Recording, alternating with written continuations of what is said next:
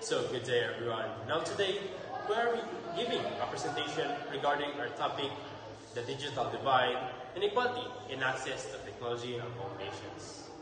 Now, in this research, the digital divide refers to the gap between countries that have strong access to technology and those that do not have. In today's world, technology affects education, work, and communication. Yet still, 2.7 billion people still lack internet access, mostly in developing countries. This study aims to understand why this gap exists, how it affects national development, and what can be done to reduce global inequality. So now, on to the abstract part of our presentation. Our research used secondary data from global organizations such as ITU, World Bank, and Brookings institutions. Now onto the findings. It shows that developed countries have faster internet, better ICT infrastructures, and higher digital literacy, while developing nations face low connectivity, high cost, and limited skills. Now, the digital divide affects education, employment, communications, and overall development. To address this, we recommend improving ICT infrastructures, promoting digital literacy, lowering internet costs, and strengthening global partnership. This highlights the importance of digital inclusion for equal opportunities. This slide highlights the significant differences in technology access between developed and developing countries. Developed nations such as South Korea, Japan, and the United States consistently achieve internet usage rates above 90%, showing that most of their population can access and utilize digital services. In essence, developing countries like Nigeria, India, and Philippines only reach about 35% to 65%, indicating limited availability and affordability of internet connectivity. Beyond basic access, developed countries also enjoy faster and more reliable network infrastructure, widespread 4G and 5G coverage, and higher rates of device ownership, allowing citizens to fully participate in the digital economy.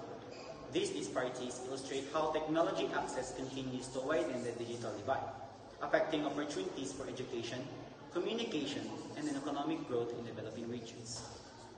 On this slide, we will discuss the major factors that contribute to digital divide. First, economic status plays a big role. People in the countries with the lower income levels often cannot afford devices or stable internet access. Second, government programs and policies affect how fast digital access improves. Nations with strong digital strategies usually have better connectivity and more support for technology use. Third, infrastructure availability is important. Some areas, especially rural and remote places, lack cell towers, fiber optic cables, or stable electricity, which limits access to the internet.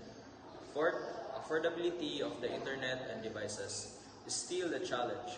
High prices for data, Wi-Fi, computers, and smartphones prevent many people from going to online regularly. Lastly, digital literacy gaps widen the divide. Even when technology is available, some individuals lack the skills to use it effectively for learning, work, and communication. Overall, this factor shows why digital divide continues to exist, especially in developing countries. Lastly, society. Limited access to information, communication platforms, and online services affects daily life in developing nations. This makes it harder for people to access essential services, connect with others, and participate in the digital world. Overall, these effects show how unequal access to technology influences education, economic growth, and everyday life. For this slide, we present the social and economic effects of the digital divide. First, education. Students in developing nations struggle with online learning due to weak connectivity. This affects their ability to attend classes, submit requirements, and keep up with lessons. Second, economy. Developed countries benefit more digital jobs and online business. This creates a wider gap because only advanced economies can fully take advantage of technology-based opportunities. So in this slide, we will then discuss the possible actions to reduce the digital divide. First is investing in ICT infrastructure. By investing in ICT infrastructure, this will result in various benefits including faster internet connection, low prices for accessing internet, and more access access to the latest information around the world. Next is provide affordable internet connection. By providing affordable internet connection, this could help not only the household of the country, but the students and workers also. By providing internet access to the workers, they will be more productive. And for students, students could access online classes and more information. Next is strengthening the digital literacy programs. By strengthening the digital literacy programs, students, workers, and normal citizens of a country will be able to use technology effectively. So that ends our presentation. Thank you so much.